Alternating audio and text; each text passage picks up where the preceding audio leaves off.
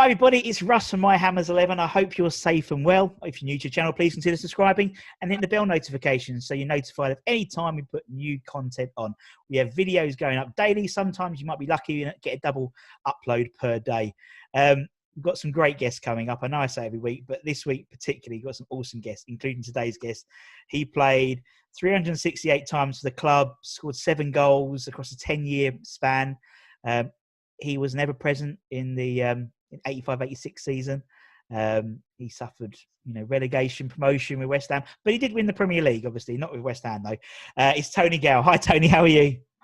Hello Russell, good, thank you. How are you coping? How are you coping? Yeah, not bad. I think the weather's helped, hasn't it, for lockdown purposes, but just about getting cheesed off of it and looking forward to, hopefully, the football starting. Hopefully, yeah, I'm looking forward to it. I'll be working. I think I'm on the list. So they obviously the players need Untitled Bubbles to come out to. So good man. So yeah, be a bit like Ghost Town, but you'll be the only one there. Got the mask and the gloves. I'll be all like suited up. But yeah, anyway, hopefully we can only but hope. But obviously, what's the idea this channel came out of? No one had football to talk about. Everyone was moaning about what's happening. So the whole idea of this is talking to West Ham fans, but also players about their memories of the club, fond memories, early memories, and also their Hammers 11, the people they'd pick as their 11. So for you, Tone, obviously, you joined in 84 from Fulham, 200 grand, nice price tag for a centre back. What was it like? Because I don't get asked this question. What's it like walking, into a training ground when you've signed for a new club? Let alone West Ham. What's it like? Because it must be like weird. Well, it's a bit nerve-wracking because obviously you move, as you're saying, it's like just going to any new job. You're moving in with a new set of people, but you're keen really to impress the boys that you're with straight away without being over the top. But I've always been shall I say, a little bit on the confident side. So my entrance was a little bit different in that I wanted to feel part of it straight away. But I'll tell you what, there was a great set of lads, and it made me immediately feel welcome, and it was easy to integrate, so super easy. And obviously, you had John Lyle as your man, so it must have been, how does it all work? Did West Ham come in and or was there other offers on the table, or what happened? Yeah, two offers on the table. It was the first year that when the contracts run out, you became a free agent, to negotiate whatever. Yep. So mine had run out, and I think Fulham had kind of taken their eye off the ball because my fee had to go to an independent tribunal. So what happens is the selling club asked the earth, and the buying club sort of offer nothing. Do you know what I mean? It's one of them. Yeah. So it was a funny one. It was in the summer of that season, summer of '84, but there was 2 clubs in particular that wanted me. It was Chelsea and West Ham, who I'd met on the same day. So I met them around my house. The West Ham contingent was just John and Eddie Bailey, and it was Ian McNeil and John Neal of Chelsea who came around. Chelsea with the other team. So I spoke to the 2 clubs on the day, and John Lyle won it hands down, John Lyle and Eddie Bailey. I mean, they were the first to see me, and they were with me an hour having a chat, and then I had Chelsea knocking on the door, but John and Eddie went around the pub because they said after the hour, you do another hour with Chelsea and then we're coming back. We ain't going away until you sign. But it's not just you, it's your family's involved, so your wife's involved as well. And although Chelsea was on my doorstep because I was a Fulham player, don't forget, I'm a West London lad, and I was a Chelsea supporter as a kid. Lost that, of course, when I signed for Fulham, but was a Chelsea supporter as a kid. You would think it would have been Chelsea, but no, John Lyle won the day for West Ham, and I've never regretted it. No, and the rest, as you said, was history, wasn't it? It's like then it was a 10-year career, 368 games. Obviously, throughout that, there's obviously peaks and troughs with how West Ham perform, as is always the way, just like Bubbles. Yeah. What would you say was like your? I know it's really difficult to say, but like your career highlight. Like certain games or maybe goals which stick in your mind across that 10 years. Because so many games you played. Well, goals stick in your mind because I didn't get many. 7. It's not like I'm Tony Cottee sitting here talking over 300 goals. It's me, Tony Gale, defender, talking over every one of me 7. So I'll go through all of them if you want, Russ. But no, the best goal was against Liverpool. We played them in the League Cup. They were flying high at the time. They were winning all competitions. We beat them 4-1 at home. And that was a wonderful 4 days, because on the Saturday we went away to Millwall, who were our big, fearsome opponents, weren't they? And everybody, everybody said you got to beat Millwall. Millwall Spurs it was at the time. Millwall were flying high as well. I don't know if you remember when they were in the first division, and we beat them in the league on the Saturday 1-0. So we beat Liverpool 4-1, beat them convincingly 4-1, and I scored a goal there, a free kick. I think I have scored better free kick goals, but because of the enormity of the game and the team that we were playing, I will pick that one. Yeah, exactly. And the best times, if you're talking about the times, would have to be, it was sort of the second season that I was there, 85, 86, when we went so close, but we didn't win the title. No, yeah, and as you said, we still, celebrate and talk about that time, how many years on, 20, 30 years on, and that's the thing. You get, particularly, I was literally, I was only at 4 or 5 at that time, unfortunately. But obviously, you hear so many stories about that team and how great that team was. And obviously, you were an ever present in that team. That you and Alvin, formed this rock of a defence, which I don't think, arguably we've seen since, that sort of strong, pairing. We tend to have one auxiliary. Yeah, there's normally been one or another, hasn't there? But very rarely that you get a pairing. And the interesting thing about the season, Russ, was that I see a lot of Tony Cotti, a friend of mine. We worked together as well as being really good friends. And he said to me the other day something, because he's into his stats. Do you know that in that season we created 17 records for West Ham United, which still stand to this day? Doesn't surprise me. And I was like, well, how'd you make that out? Most home victories, most away victories, most consecutive wins, most goals scored by our striking partnership, goals conceded. He went on and on and on. Oh, there was 17 different records that we made that season, and it still hasn't been beaten to this day. It doesn't surprise me. Yeah, it was such I'd love it. I'd love it to be beaten. Yeah, I know. Me too. Me too. Believe me. Believe me, I'd love it. But it's just an enormous accolade. It's like when I was talking to David Cross the other day. He's the only West Ham player to have scored a hat-trick in European competitions, and that, well, at least in a couple of seasons, unless there's a massive upturning form in the next, when we get back and everyone else buggers off and everyone falls out of the Premier League, then maybe not for a couple of seasons. But I know David. He'd left before I came. Yeah, he did. But he was a quality player, quality man as well. I got to add, and I'm sure you feel the same. But he scored 4 goals against Spurs as well. Yeah.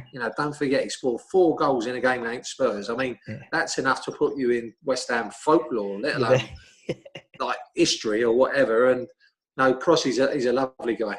Yeah, no, he is. And as I said, I think that sort of period from sort of mid 70s to sort of the mid 80s, that was the heyday period for West Ham. In terms of success, FA Cup wins, the 85 stuff, 85, 86 seasons. It was like, and obviously European stuff.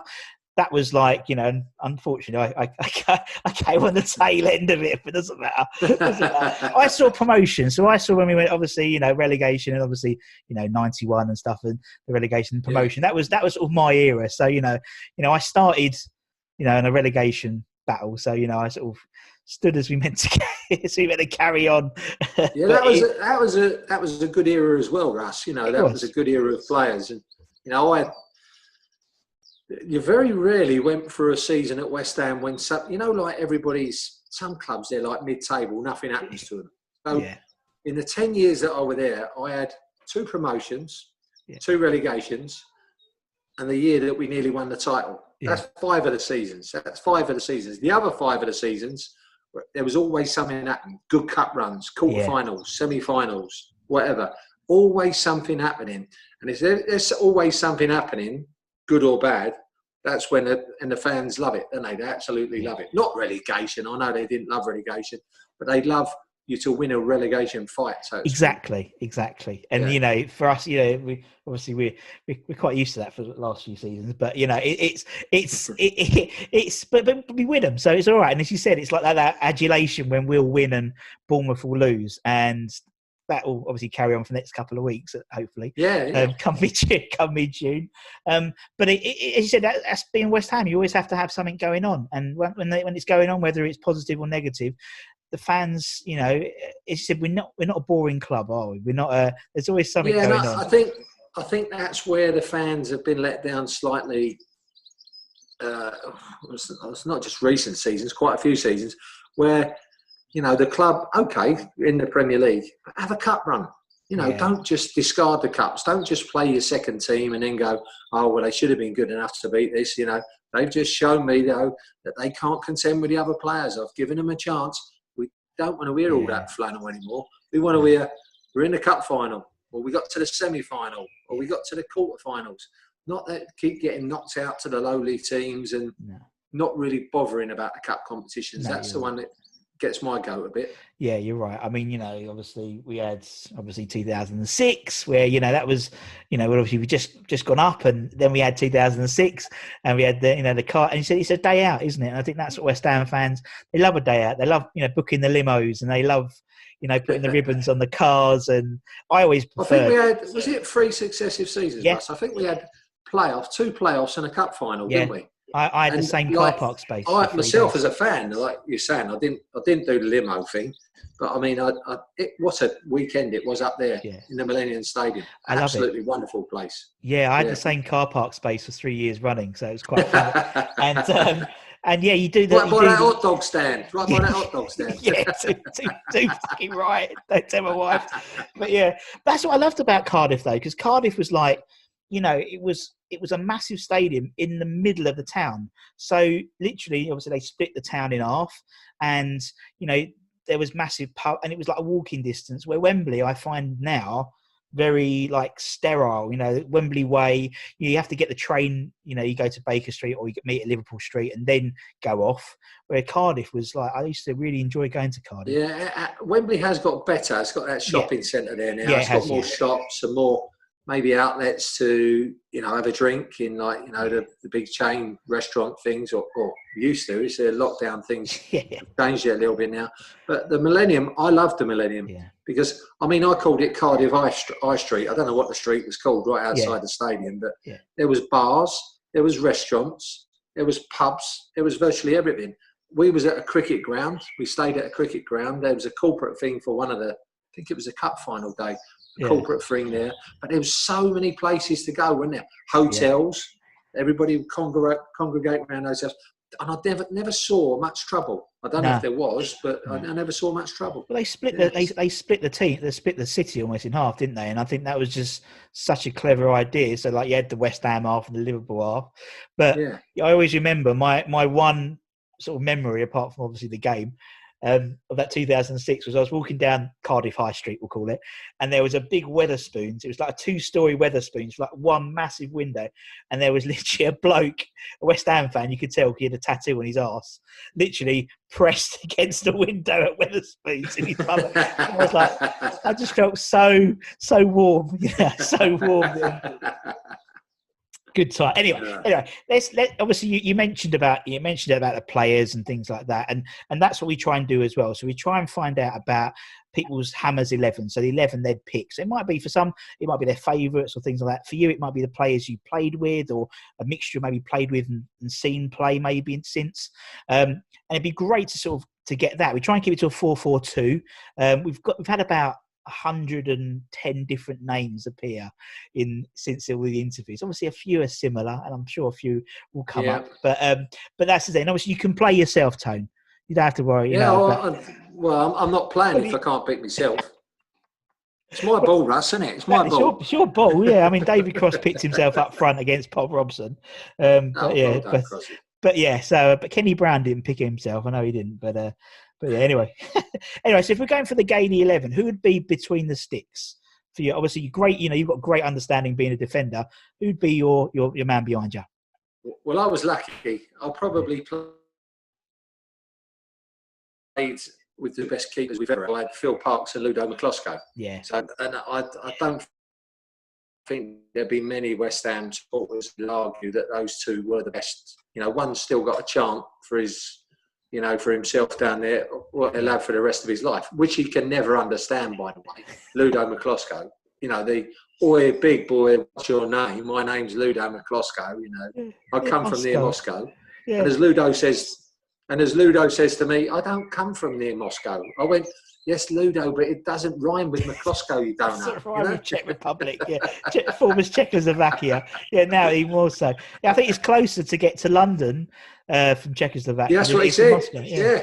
Oh, that's what he guy. said. I said, you can't be Ludo McCloskey and I come from near Prague, can you? Look, don't rhyme, you know. But no, so those two guys, obviously I'd love to play the pair of them, but one of them's got to go on the bench. So I would narrowly go for Phil Parkes, who probably was one of the best goalkeepers in the world at that time. So it would narrowly be Parksy. Parksy just about had everything, and he had a great demeanour and an attitude to football that was so relaxed, which I believe goalkeepers should have, because when they do make mistakes, then some goalkeepers tend to worry about it, and the next thing that they do, that's a panic up, and it unsettles everyone in the defence. But Parksy was great about it. He was a top keeper, great at crosses, really came crosses, great shot stopper. And I'd say Ludo was, you know, running him close. I think Ludo was more athletic, I would say, more loose-limbed. But Parksy had better handling, if I could say that. But the two keepers, absolutely top drawer. That's the position probably where you're spoilt for choice. Yeah, the two keepers. True. Yeah. So I'm going to narrowly go for Parksy, and they're both good friends of mine. So apologies to Ludo and to Parksy. You owe me another bottle of red. Another bottle, that just says it. Yeah, we'll put Parksy in. As you said, you know, I think you're right. With a goalkeeper, they have to be, you know, I think the best goalkeepers, particularly for West Ham, but in general, are the ones where they have this sort of calming atmosphere, goalkeepers are always, the Bruce Grobbelaars are all crazy and but actually, I think for West Ham, in my era, obviously Ludo, but obviously, Robert Green, Fabianski, they're very calm. They don't seem erratic. Yeah. And I think, particularly if your defence isn't particularly strong, it's nice to have a calming influence in the back. But they Parksy and Ludo never really made saves look spectacular. Yeah. If they didn't have to. Yeah. Someone like Adrian, remember Adrian? Good goalkeeper, but he'd tip it over the bar, then he'd dive. Yeah. But these two were just, if it was there to catch, they catch it and just get on with the game. If it was there to make a spectacular save, they would. Exactly. But I tell you what, both really good guys as well. Yeah. So anyone who met either one of those two guys wouldn't be disappointed with them. Yeah. They say never meet your heroes, but if those guys are your heroes, meet them. They won't let you down. Sounds great. Right, we'll put Parksy in. Nice shout. Okay, let's go for left back. Who do you have left back, Tony? Well, I'd have to go for Norm. You might not know who Norm is, but Norm was a character out of Cheers. He was the fat geezer who used to sit on the end of the bar, and that's who Julian Dix looked like when he first signed for us. And when they used to come in the bar in Cheers, they always used to go Norm, and he'd go like that and hello. But that was Norm. That was Dixie. Didn't say a lot, super fella. Probably took a little bit of time to settle in. Probably got a little bit of time to understand the way we played, particularly people in front of him, because he didn't have a bad time. He had either Alan Devonshire or Liam Brady at the time. So he had either one of those two. So but Julian would get that left-back choice. The other left-backs I played with were good left-backs. Is Stevie Walford and Georgie Paris. Really good left-backs. But Dixie was just a bit above those two. Yeah. He was a top player. Yeah, as you said, And Chris Hughton, I played with Chris Hughton. I forgot about Chris. He came to us on the end of his time from Spurs. He played in the FA Cup semi-final with us. So another one I'd have to mention. I have to keep mentioning all these boys. No, but it would be Norm. Yeah, Norm. Can I put their nicknames down instead of the fans have got to guess who it is? Yeah. Okay, we'll do that. That's it. We'll put Norm in. What's Parksy? Is that what you call Phil? Well, unfortunately, yeah. Right, okay. We'll go left back, Norm. Okay, who's going to go right back then? Well, right back's going to go Tonka. Oh, yeah. So yeah, that's Ray Stewart. Yeah. Again, I had another choice of player I could have played there, but he played also, and I thought he ended up playing in a better position for himself. Stevie Potts played centre back, but Stevie was a good right back as well. But Tonka was a specialist right back. And added to that, which all West Ham fans know, he was a brilliant penalty taker. Same as Norm, actually. I think they'd be fighting over it. Who'd be taking over the penalties. But Tonka was he was a hard lad. He'd kick his granny for 2 bob. I tell you, he's one of those. He was proper hard as nails, Tonka. Hard with his money, hard with his tackles. Really good friend of mine, still to this day. Brilliant. But he was a super player. I'd have to mention Potsy as well, though, because Potsy was a great servant to West Ham. Oh, yeah. And Potsy, as I say, played probably better in the centre-back position than he did in the right-back position. Yeah. And also Smokey, Georgie Paris, he played right-back as well. He used to play right-back as well. Yeah. Yeah. But, I mean, you're right. Yeah. Ray Tonka Stewart, he had to be there. Yeah, no worries. That's a great shout. Okay, we'll put Tonka in. Okay, let's go for centre-backs. Are you putting yourself down as one tone, or are you going up front? Yes, I'm going to make myself captain as well, Russ. Captain, captain, Tony. I'm going to be on free. If you don't mind, I'm going to be on free kicks. I'm taking them over from Tonka and Dixie as well. Yeah. Yeah. And what else can I give myself? Also, I'm man of the match for every game. Okay. Man of the match. Yeah, man of the match. Even I remember we used to do that when we used to announce man of the match at West Ham. We used to have when Wrighty was playing for us. Wrighty would literally just come on the pitch, and he'd get announced as man of the match because obviously he went to meet the sponsors afterwards. So it's always like Ian Wright. Yeah, Scotty, he's still on the bench, but okay, right, no problem. Yeah, right, man of the match. Got and obviously we'll put captain, we'll put physio, director of football. That's it. Coach, manager, sorted. That's it. All of them. No problems. Who's gonna partner you? Because obviously you got to pick because you're the manager as well. Yeah, obviously. Everybody knows Alvin, obviously. I would pick Alvin. I played Alvin with Alvin probably for 10 years, on and off. Apart from we had a couple of long-term injuries at different times, and he played and I hadn't played, and vice versa. But for sheer consistency of performance, and a really good player as well. Good captain as well, but I've nicked the captaincy off him. He won't like that because he liked being captain, but I've nicked the captaincy off him this time because I'm manager as well. So I've made myself captain. Yeah. And I'm better looking than him as well. So he's got more hair as well. So Now, Alvin, I tell you what, Russ, quality player. Good commanding player in the air, very good in the air, a lot better in the air than me. Good on the ball, very good on the ball. Because he was strong and competitive, people would probably underestimate his ability on the ball. But he also had that ability as well. We were both lucky that we were good on the ball in the way that we played. We like to play deep because I'm fair to say to both of us, we wasn't blessed with pace. So we were both comfortable in playing deep, but both comfortable on the ball and playing the ball out of defence. And if you're comfortable in playing out of deep positions, it does give the rest of the team more room. Sure. I.e. the strikers to play into space, or midfield players, or to zip it into midfield players or wide players. So we were both very comfortable with that. I'd have to mention the other people that I played with as well. Potsy, I loved playing with Potsy. Yeah. He sort of played with me towards the later stages of my career there. Potsy was, unlike Alvin, he was blessed with pace, and he was Mr. Consistency, Steve, and top fella. None of the fans would disagree with that. He'd be right up there with some of the most loyal servants at the club, one club man and whatever. Played with Bonzo there as well. Loved playing with Bonzo, but obviously it was coming to the end of Bonzo's career. And another one I played with for a few games was Julian. In centre-back? When he played Spencer, I mean, Julian was a naturally aggressive player as well, so he was very good on the ball. I enjoyed playing with a lot of them. Colin Foster, do you remember Colin Foster? Yeah, Colin Foster, yeah. Gary Strodder I played with. Paul Hilton I played with. All good footballers, all good blokes. None of them were wrong uns, so to speak. So enjoyed every one of their company. But it would have to go to Alvin. Yeah. And Alvin obviously had a great career at West Ham, didn't he? Yeah. Yeah, exactly. And as I said, I think that's quite a solid back five we've got there already, Tony. I think. Right. Okay, that's great. Okay, let's go into midfield. Let's go left wing. Who will have on the left wing? Probably guess. He wouldn't like to be called a left winger, but No. he was the best player that I played with at West Ham, so he would be called as a left midfielder, left winger. Yeah. But it was Alan Devonshire. Yeah. That was his spot. Another one who running close was Liam Brady, but Liam wasn't there as long as Alan. No. And I think Alan picked him for his West Ham play, obviously. Liam had greater service at Juventus, Ascoli, Inter Milan, Arsenal, wherever he played. But we got Liam at the end of his career.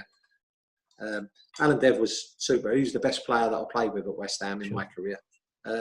Probably he's one of my best pals as well. So we travelled in together, me, him and Parksy, being the foreign players, Russ, because we came from West London. West London, yeah. Yeah, West London boys. And Paul Goddard was one of them and all. But I'd have to say Alan Devonshire, hands down, Alan Devonshire. A guy who had a little spell out there, but he also played up front, I'd have to mention as well, was Stuart Slater. Sure, Stuart he should have stayed with us, and he went to Celtic. Yeah. If he'd have stayed with us, I think he'd have had an even better career. Just think he moved at the wrong time, or Chopper as we used to call him. And that was the fact that he never made a tackle, so we called him Chopper Slater. Yeah. So he played, he was on the left, but Dev, without a doubt, just beat players with ease, always accept the ball in difficult situations, didn't mind being kicked, would always double up with a fullback if the fullback was struggling against his winger. Just quality all round, and a quality bloke as well. Brilliant. Yeah, fantastic. I don't think anyone would disagree with that one, Tony. Right, okay, let's go to the other wing. So who will have on the right wing, right midfield, whatever you want to call it? Right wing, I had the choice of, I think it boiled down to sort of three. So it was Kevin Keane, who was excellent at our time and also went on to be coach at West Ham and other places as well. I'm not sure if he's back at West Ham again now, Kev. I think he might be back on the coaching staff. But Kevin Keane was there. Paul Allen, when I first came there. But Paul was only for a season and a half, and then he moved over with the enemy, which we joke about with him all the time. Paul Allen, he's a great geezer. As is Kev, he's a real nice fella. But he'd have to go to Mark Wald. Yeah. Mark Wald was in our 85-86 team. Again, a really good mate of mine. Little scouser, little scallywag, as I call him. But a top player. He complimented the other side of Dev so much because he used to tuck in, Waldy, if Dev got forward. Sure. And also, not being like Dev, he didn't go past players as easy with like a little jink or whatever, but he had blistering pace, did Mark. Little strong as well. And I'll tell you what, for a little right-sided midfield player, come winger, he was tough as old boots. He kicked the fullback as much as they kicked him. Yeah, he was no shirker, Waldy. In my team, all day long. He was like, always moaning, always getting up, getting on with it, always arguing with the opposition. Yeah. Just that's all my constant memories of Mark. Still see him to this day. Don't live far away from me. So Mark Wald on the right. Lovely. Yeah, great shout. Great shout. And that's the thing, because obviously, I wasn't around to see really Dev and Mark Wald and people like that. And that's the whole, and I'm learning so much more from West Ham history, so to speak, because all these stories that are coming up from you, and obviously Mark's appeared, Dev's appeared in loads of them, so it's really nice to hear all this stuff. Right, okay, so we'll put Waldy on the right. Let's go the centre midfield. So we're going to have as your first centre midfielder then, Tony? Well, I've got to have two midfielders, and the first one, and then the next one was the hardest choice, but the first one would be Alan Dickens. Yeah. Now, most West Ham fans would go, oh, Alan Dickens, what? But he came through the youth team. He had a great upbringing. Come up alongside Tony COYI, and other players that come through the youth team in that time. And the academy was, regularly churning them out. Yeah. Later days it was Potsy, Ince, Kevin Keane. All good players, all Premier League players. Yeah. Or First Division as it was called then. Yeah. But Alan Dickens was silky smooth. Took over from Trevor Brooking. Unfortunately, gave him the new mantle of the new Trevor Brooking. Moved to Chelsea. Again, if he'd have stayed, it would have been a lot better for him. But in 85-86, he nearly played every game, same as me. Top player. What a touch. He had a beautiful touch. But not just a beautiful touch, he was good in the air, and he had a great tackle. He had that what I called the Peter Beardsley tackle at the time. You know, when they slide and they scoop it back. Scoop it back, He had yeah. that sliding tackle, where it was like a hook tackle. Dicko was brilliant, absolutely brilliant. He burst into the box late, but when you had to defend and just sit there, he'd do that as well. Alan Dickens all day long. And then, but there's a host of other players, because I've got to pick the one next to him now, haven't I, Russ? Yeah. There's a host. In that 85-86 season, that position alternated between Jeff Pike and Neil Waugh. So those two boys were quality. Pikey came up through the U team. Neil, we signed from Morton in Scotland. He was a good player as well, holding midfield player. Pikey was one of the most underestimated players and one of the best team players that I played with. Pikey, he was a top player. But then I have to have a look at the other midfield players who I played with at different times, and I look at Paul Ince, who went to play on for England and whatever, done this, done that, done the other. Billy Bonds, who could have played anywhere in the team, but I only played with Billy later on in his West Ham life. So I'm trying to think who I would pick. So it would be between Bonzo, Ince, who was a kid coming through, and the last one I think you mentioned before, Ian Bishop. So to say who had their best time with me then, and I played more games with, and had a bit of consistency to his game as well, it would be Ian Bishop.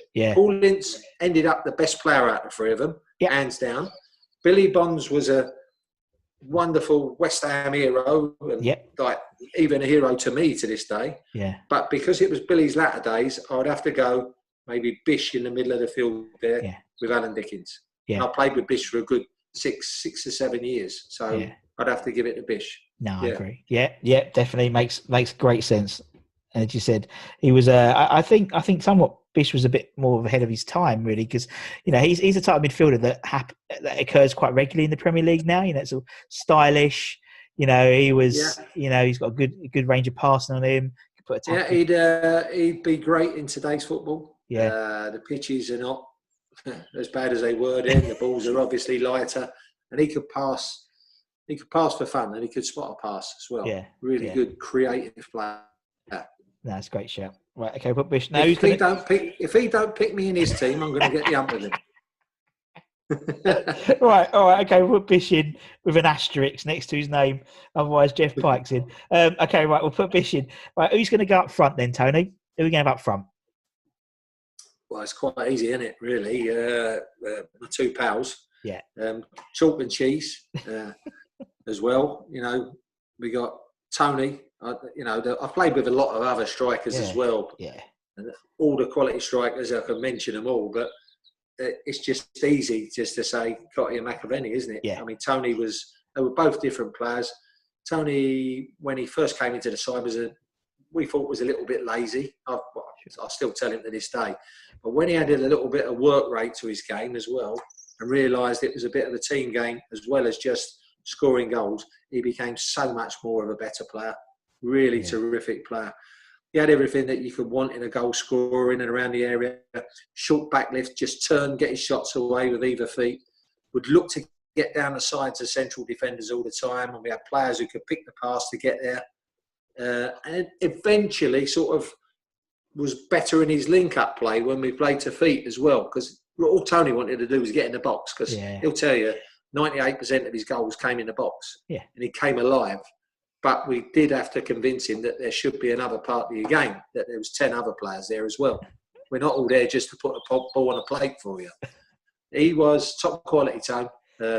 Really, Russ, a crisp striker of a ball. Never any of those side foot finishes or anything like that. Just whoosh, straight through the ball. Really good strike with the ball. And his strike partner, of course, we nearly share the same. We're exactly the same age, apart from 2 days. Me and Frank. We both celebrate them in different fashions. He still goes to Stringfellows, and I have a cup of cocoa. No, Frank could go down as probably legendary status, same as Tony really as well, but for different reasons. But they complemented each other so well. But Frank was not so big in stature, but he really did put himself about against centre backs. And if they wanted to have a little, elbow and a bump and a bruise, he was up for that. He had the old jock in him came out. He was a little bit fiery. He was one of our fiery ones. Him and Waldy probably start all the fights on the football pitch. Those two still start fights now. The pair of them. No, he's got a bit more laid back now, Frank. But he is again a good finisher. Yeah, had that bit of pace to get behind people, better in the air than what people thought he was as well. So he had a good all-round game. What he did better than Tony was run the channels, but Tony was a better finisher, I would say. But he did run the channels and worked harder than Tony, and that was a natural thing in his game, which Tony, watching Frank and playing with Frank, got a little bit to his game as well. So I believe they really complemented each other. Yeah, they're still great friends. We're all great friends, but they're still great friends to this day. And I don't think that'll happen now with players.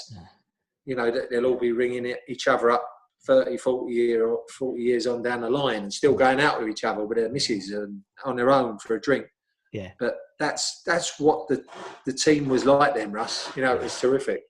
No, exactly. And I think also like partnership wise, you don't get that really as much now. Like, like a partnership, you get a trio. So you'll get like, Firmino, Salah and Mane. But, particularly West Ham, we haven't had that sort of partnership, we chop and change. And I think, Well, those boys were so good then in those days.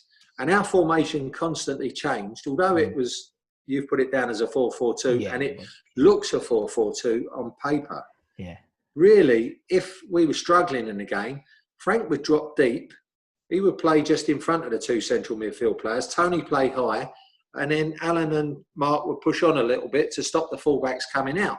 Yeah. So it kind of changed to a 4-3-3. Yeah. And then within a framework of a game, if things weren't working, we'd tighten the midfield up and we'd become a diamond and play the two up front. But it was all down to common sense and the call of the players on the pitch, as well as obviously John on the touchline. Yeah. It was more or less a 4-4-2, but we never didn't have the bottle to change it if we needed to change it. Mm. If we were having problems in a particular position, it weren't, let him get on with it. He can cope. No, we got our help our man over there. He's struggling today. So we just adjust and adjust accordingly to help the team. That's what it was all about. No, I get it totally. And as I said, it's lovely, and it's lovely that you guys are all still mates and still, as you said, I don't think that happens so much in football now. I think people move so much and, move to different countries and stuff like that. I mean, even, when Brady went, Celtics and Slater went to Celtics, it's only Scotland, it's not like they're flying, now they're flying to China or whatever, you know what I mean? Exactly, and it's not just the 85, 86 team that stays together. When Bish comes over and Trevor Morley comes over, I still see them. I see Jimmy Quinn, Alan McKnight, all the boys, So all the players of that era are they're all in touch. Kenny Brown, who you spoke about earlier, Kenny Brown Jr. Although I didn't play with Kenny Brown Sr., he was obviously a long time before me, you still see these guys and you still recognise these guys like they recognise us as West Ham players. Yeah. Whether that happens in the future, I'm not so sure. Because players, if they've been at a club 3 years, it's a long time. I'm not talking about the Mark Nobles of this world, who's done terrific for us, but mostly, 3 years is a long time. Yeah, and as you said, I mean, you can probably count them on hands rather than, where before you had, you used there for 10 years and, lots of players were there for a long time and had testimonials and stuff like that. You don't get that anymore now. You don't get That's a real good point. That's a real good point, Russ, because when I was playing, I had a testimonial, but there was 11 testimonial years in succession. That means 11 players played 10 years or more for the football club. Crazy. It was like every year, there was a lot of functions to go to, wasn't it? A lot of drinking. But there was 11 successive testimonial years. I can't remember them all, but it was Phil Parks, myself, Alvin, Ray Stewart, Stevie Potts, Georgie Parrish, Paul Hilton. I've named quite a few there, but there was 11. Jeff Pike. Wow. But it was 11 on the spin. And it was like, God, blimey. That's what loyalty was in those days, wasn't it? Yeah, you don't get that. To be fair, you got loyalty back from the football club because the testimonial year was the year that you were supposed to get your little bit of bonus. Yeah. And yours was against the Republic of Ireland, wasn't it? Republic of Ireland team, wasn't it? Yes, yeah, mine was against the Republic. It was a day after we played Southampton and stayed up. We drew 3-3 against them on a Saturday. So like 34,000 on the Saturday, and then I only got 8.5. But that's no reflection on the West Ham crowd. No. If that had been played on a Wednesday, there would have probably been 30,000 there as well, because they were that loyal. But to ask supporters to come 2 days in succession to the same ground was hard. That's where that's where it was wrong. Kind of got a little bit stitched up in that respect, but that's all gone now anyway. Yeah. But anyway, it's only money, Russ. It's only money. It's only money. You know, you can't spend it. Can't spend it now, can we? At the moment, you know. She's finding ways. Yeah, my wife is finding ways as well. Let's be honest. Is that a delivery, man? Is that a delivery? Yeah. I've just had a delivery. Funny, I've had 2 since I've had this call. Yeah. Just goes on to say, no, but we're selling stuff as well. All my daughter, you know, because now you've got time to do stuff. You know, we're taking all the boxes down and going through the clothes, and you know, which is like have a sort out, have a proper sort out, Is that they're worried about declutter? Indeed, they're worried about the charity shops, aren't they? Because as soon as they open, they're going to get like skip loads of clothes coming in. It's going to be an absolute nightmare for Oxfam and Sue Ryder and Art Foundation. Tone, it's been absolutely brilliant. I've really enjoyed chatting to you. I really appreciate you taking the time. We've got a lovely team there. And obviously, stay, hopefully, a few weeks' time, the old Premier League will be back and be able to watch it on BBC or Amazon or whatever it's going to be on. It's going to be I hope so, quite mate. interesting. No, Sky. Don't forget Sky. Sorry, and Sky Sports. I am probably Sky Sports' biggest subscriber anyway. So, and obviously, but obviously, thank you to everyone for watching as well. You know, it's been really nice. Obviously, like, share, subscribe, comment. We've got loads more. And until next time, guys, take care and stay safe, everybody. For me and Tone. See you. Thanks, Russ. Cheers.